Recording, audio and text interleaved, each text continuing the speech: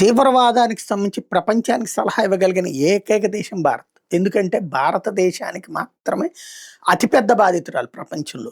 చుట్టూ ఓ పక్కన పాకిస్తాన్ ఉంది, ఓ పక్కన బంగ్లాదేశ్ ఉంది, ఇంకో పక్కన బర్మా ఉంది. ఆ 3 దేశాల నుండి వచ్చేటటువంటి తీవ్రవాదుల తాకిడితో నిరంతర యుద్ధం చేసేటటువంటి భారతదేశమే. అదే సందర్భంలో బీజేపీయేతర పక్షాలు ప్రత్యక్షంగాను, పరోక్షంగాను తీవ్రవాద సంస్థలకి మద్దతిస్తూ వస్తూనే ఉన్నాయి. అది ఎందుకయ్యా అంటే తమ రాజకీయ అవసరాల కోసం. తీవ్రవాద భావజాలికులు ఈ దేశంలో పుట్టుకొస్తున్నారు, పెరుగుతున్నారంటే కారణమే ఆయా పార్టీలు, ఆయా పార్టీల యొక్క భావజాలం తీవ్రవాదాన్ని పరోక్షంగా సమర్థిస్తూ ఉండడం అన్నది కూడా ఇక్కడ గుర్తు చేసుకోవాలి. ఇదంతా ఇప్పుడు ఎందుకు చెబుతున్నా ఈ విషయంలో అమెరికా డ్యూయల్ స్టాండ్ నడిపింది, డబుల్ స్టాండర్డ్స్ నడిపింది.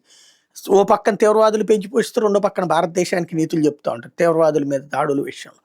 ఇప్పుడు అదే అమెరికా అధ్యక్షుడు ట్రంప్ చెప్తున్నాడు, ప్రపంచంలో ఎక్కడున్నా సరే తీవ్రవాదాన్ని వ్యతిరేకించాలి. ఇది మామూలుగా కాదు, Islamic terrorism, radical Islamic terrorism అనే ఒక భూతాన్ని సీరియస్గా తీసుకోండి అని మనం 40 ఏళ్ల నుండి చెప్తున్నాం. ఇప్పుడు ట్రంప్ చెప్తున్నాడు అనమాట, ఇస్లామిక్ టెర్రరిజం అన్నటువంటి దాని మీద చర్యలు తీసుకోవాలన్నటువంటిది. అది ఆల్రెడీ వేళ్ళూనుకోవడం కాదు, బలంగా వటవృక్షంలాగా పెరిగి పెద్దదైంది. దాన్ని అంతం చేయాలంటే ప్రపంచ దేశాలన్నీ అమిత్ షా దగ్గర సలహా తీసుకోవాలి, నక్సల్స్ని ఎతికి ఏరి నాశనం చేసినట్టుగా.